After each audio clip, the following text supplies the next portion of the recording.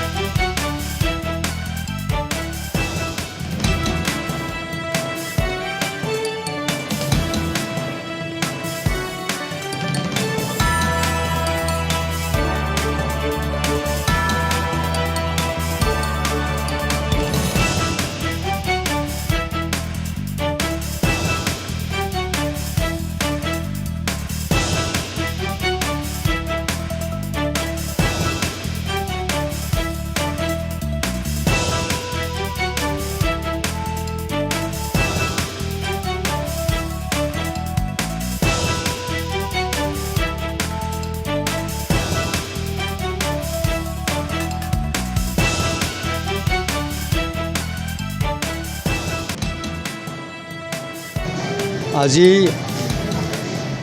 নৱেম্বৰ 24 তাৰিখ দেওবাৰ,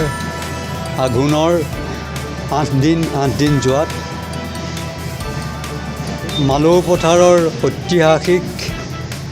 বৰভেটিত 257 সংখ্যক নলোক উৎসৱ ভাগি আৰম্ভ কৰা হৈছে। যিভাগ আমি কালি আচলতে আৰম্ভ কৰিছিলোঁ আৰু গধূলিলৈ 257 গছি বন্তি জ্বলাই আমি আচলতে এই অনুষ্ঠান ভাগ আমি শুভ আৰম্ভ কৰিছিলোঁ। এতিয়া 257 বছৰত আমাৰ এই গোটেই অসমত বিয়পি থকা বিশেষকৈ 16খন জিলাত আমাৰ মায়ামাৰা সম্প্ৰদায়ৰ লোকসকল বিয়পি আছে আৰু তেখেতসকলে ইয়াত আহি আমাৰ যিটো প্ৰথম ধান ৰেপ বুলি কয়, সেই ৰেপৰ চাউল উলিয়াই ন চাউলেৰে সৈতে আমাৰ ইয়াত সাজ বনাই সেই সাজটো ইয়াত আচলতে ভগৱানৰ ওচৰত প্ৰথম অৰ্পণ কৰি তাৰপিছত তেখেতসকলে খাবলৈ যায়। আৰু এই সাজটো হৈছে কি, যদিও আপোনাৰ উজনিৰ ফালে সাজৰ অৰ্থটো বেলেগ, আমাৰ ইয়াত কিন্তু সাজ মানে হৈছে কেঁচা পিঠাগুড়ি, আমাৰ যিটো ন চাউলৰ পিঠাগুড়িত গুড়, গাখীৰ, ঘিউ, মৌ আদি দি যিটো আমাৰ মিঠৈ বনায়, সেইটোকে আমাৰ সাজ বুলি কোৱা যায়। আৰু ইয়াৰ লগতে আমাৰ যিখিনি আমাৰ শ্ৰীমন্ত শংকৰদেৱে প্ৰথম আৰম্ভ কৰিছিলে প্ৰসাদ, মাহ চাউল, কল, কুঁহিয়াৰ, নাৰিকল, এইখিনি দি পেলাই আচলতে আমি তেওঁৰ ওচৰত আমি সদায় সেৱা কৰোঁ। আৰু আমাৰ এই শ্ৰী শ্ৰী অষ্টভুজ গুৰুজনাৰ মাহাত্ম্যটো হ'ল যে 1768 খ্ৰীষ্টাব্দত তেখেতে খুটিয়াপতা সত্ৰৰ পৰা আমাৰ এই সত্ৰখন আচলতে উঠাই আনিব বিচাৰিছিলে। আৰু এই উঠাই আনিবলৈ বিচাৰি আমাৰ এই গোটেই অঞ্চলৰ আটাইতকৈ 60 হাত দত যিটো আমাৰ আছিলে, আমি পুখুৰী বুলিয়ে কৈছোঁ, সেই পুখুৰীত তেখেতে আচলতে অসমৰ শদিয়াৰ পৰা ধুবুৰীলৈ যিমানখিনি মায়ামাৰা সম্প্ৰদায়ৰ লোক আছিলে সকলোকে আহি এচপৰা মাটি দি পেলাই তেওঁ আচলতে নামঘৰৰ ভেটিটো বনাবলৈ কৈছিলে। আৰু এইটো হৈছে খুটিয়াপতা সত্ৰৰ মানে প্ৰধান নামঘৰৰ ভেটি বনাইছিলে। আৰু কালক্ৰমত ছমাহ এই কামটো কৰি থাকোঁতে তেতিয়া হ'ল যে এইটো 60 হাতটো পোত খালেই আৰু ওপৰত 24 হাত আৰু 30 নল দীঘল আৰু 10 নল বহল আচলতে আমাৰ এটা বৃহত্তৰ মহাভেটি তৈয়াৰ হ'ল। আৰু এই মহাভেটিটো তেতিয়া এনেকুৱা এটা হৈছিলে যে সেই সময়ত আমাৰ কমিউনিকেশ্যনৰ অভাৱ আৰু 8 লাখ মানুহক একেলগ কৰা এটা ক্ষমতা থকা এজন মহাপুৰুষ আমাৰ শ্ৰী শ্ৰী অষ্টভুজদেৱ আছিল। আৰু তেওঁ আটাইতকৈ ডাঙৰ কাম কৰিছিল যে 8 লাখ বুলি তেওঁ কেনেকৈ ক'লে, এই যিটো আচলতে চেঞ্চাছ, যিটো আপোনাৰ পপুলেশ্যনৰ যিটো চেঞ্চাছ, সেইটো তেওঁ আৰম্ভ কৰিছিলে 1768 খ্ৰীষ্টাব্দলৈ। তেতিয়ালৈকে আচলতে আমাৰ কোনো চাইণ্টিফিক চেঞ্চাছ আমাৰ হোৱা নাছিলে। আৰু এইটো হওঁতে প্ৰতিজন মানুহে যেতিয়া এচপৰা মাটি দিয়ে তেতিয়া আৰু সেই চপৰা মাটি দিওঁতে আচলতে মানুহ যিজন ভকতে দিব, আনে দিব নোৱাৰে, কেৱল মাত্ৰ ভকতে দিব পাৰিছিলে। ভকতজনৰ যিটো আচলতে গুৰু প্ৰদত্ত নাম, অৰ্থাৎ আমাৰ ভগৱানৰ সহস্ৰ নামৰ এটা তেওঁক দি পেলাই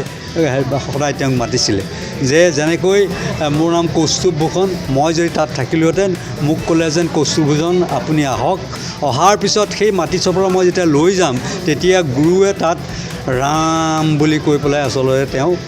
কৰিছিলে আৰু সেই চপৰা মাটি আমি তাত মই দিলোঁহেঁতেন। আৰু দিয়াৰ লগে লগে মোৰ যিটো আচলতে শাৰীৰিক পৰিশ্ৰম, মানসিক যিটো মোৰ চিন্তা আৰু যিটো মোৰ স্পিৰিচুৱেল আধ্যাত্মিক যিটো চিন্তাধাৰা, এই তিনিটা লগ হৈ পেলাই এই যিটো শক্তি তাত তৈয়াৰ হৈছিলে, সেই শক্তিৰ বলত এই এটা যিটো অসম্ভৱ কাম এটা হৈছিলে সেইটো হৈ উঠিছিলে। আৰু সেই তেনেধৰণে তেখেতে প্ৰতিজন মানুহক মানে প্ৰতিটা 1000টা সহস্ৰ নামক তেওঁ 800 বাৰ তেওঁ মানে 8 লাখ মানুহ হ'বৰ কাৰণে তেওঁ মানে হেৰি কৰিছিলে আৰু সেই মাটি চপৰা মোৰ লগে লগে এটা আচলতে ঘিলা এটা বৃহৎ দুলিত থৈ গৈছিলে আৰু আজি যিখিনি সেই আজিৰ দিনত যিখিনি হ'ল সেইখিনি আপোনাৰ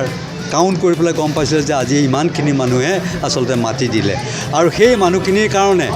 খোৱা বোৱাৰ ব্যৱস্থা কৰিব লগা হৈছিল সেই খোৱা বোৱাৰ ব্যৱস্থাটো কৰিছিলে আমাৰ ইয়াত থকা ইয়াৰ দক্ষিণ ফালে যিটো আমাৰ আচলতে মজিয়া ভেটি আছে সেই মজিয়া ভেটিত তৈয়াৰ কৰিছিলে আৰু সেই গোটেই যিটো প্ৰচেছ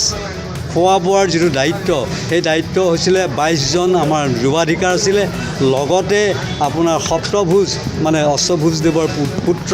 তেওঁ সেইটো তাত আচলতে গোটেইটো লিড লৈছিলে আৰু তাৰ উপৰিও আমাৰ সত্ৰত কেইবাজনো গাঁওবুঢ়া আছিলে সেই গাঁওবুঢ়াকেইজনেও ইয়াত আচলতে গোটেই প্ৰচেছটোত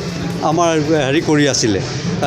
কোঅৰ্ডিনেট কৰি আছিলে ফলত এই এটা বৃহৎ কাম আমাৰ হৈ উঠিলে আৰু এইটোৱে এটা প্ৰমাণ কৰিলে তেতিয়া যে সেই সময়ত তেতিয়া আমাৰ হেৰি আছিলে ৰাজেশ্বৰ সিংহৰ দিনত এটা কথা প্ৰমাণ হ'ল যে অসমত আমাৰ যিমানখিনি আচলতে যিটো পপুলেশ্যন আছিলে তাৰ আধাতকৈ বেছি পপুলেশ্যন আছিলে খুটিয়াপতা সত্ৰৰ আৰু মায়ামাৰা সত্ৰৰ আৰু তেতিয়া এইটো আচলতে এই কথাটো বৰ ভালভাৱে বাকীসকল সত্ৰই তথা ৰাজ শাসনেও বৰ সুন্দৰভাৱে আচলতে বৰ সহজভাৱে গ্ৰহণ কৰা নাছিলে ফলস্বৰূপে পিছত আমাৰ 1769 খ্ৰীষ্টাব্দত আচলতে এই এটা অসম্ভৱ ধৰণৰ মানে আপচাৰ্জ হ'ল আৰু তাৰ ফলত আমাৰ এতিয়া আমাৰ অসমত আচলতে 26খন সত্ৰ আছে আৰু এই সত্ৰবিলাকৰ ভিতৰত চবতকৈ এতিয়া প্ৰতিভাশালী সত্ৰখন হ'ল দিনজয় সত্ৰ আৰু তাৰ পিছতে মদাৰঘাট সত্ৰ আছে মদাৰঘাট সত্ৰও বহুভাগে বিভক্ত হ'ল আৰু চবতকৈ এটা ইম্পৰ্টেণ্ট আমাৰ ইয়াৰ পৰা ডাল এটা গ'ল সেইটো হ'ল টিপুক সত্ৰ মৰাণসকলৰ যিজন মানে হেৰি কৃষ্ণ ভোজ তেখেতে তাত প্ৰতিষ্ঠা কৰিলে আৰু সেই তাতেই এতিয়া তেওঁলোকে আচলতে এই আমাৰ এই যিটো মায়ামৰা বিশ্বাস যিটো মায়ামৰা আচলতে আমাৰ ধৰ্ম সেইটো তেখেতসকলে পালন কৰি আছে আৰু এই তেখেতসকলৰো বহুখন এতিয়া সত্ৰ হ'ল আৰু সেই মৰাণসকল এতিয়া আটাইতকৈ প্ৰতিপত্তিশালী মানে এটা গোট আৰু তাৰ উপৰিও আমাৰ ইয়াত আটাইতকৈ ডাঙৰ কথাটো হ'ল যে ইয়াত কোনো জাত পাতৰ হেৰি নাছিলে আমাৰ ইয়াত ব্ৰাহ্মণো আছে কলিতাও আছে শূদ্ৰও আছে আমাৰ হেৰিও আছে সকলো ইয়াত আছে আৰু সেইসকলে আচলতে আমাক হেৰি কৰিছে এই আমাৰ এই গোটেই সমাজখন আমাৰ ধৰি আছে আৰু আজি আমাৰ ইয়াত এটা চবতকৈ আনন্দৰ কথা যে সকলো আহি ইয়াত আচলতে তেওঁলোকে ন লগোৱা হেৰিটো কৰিবলৈ আহিছে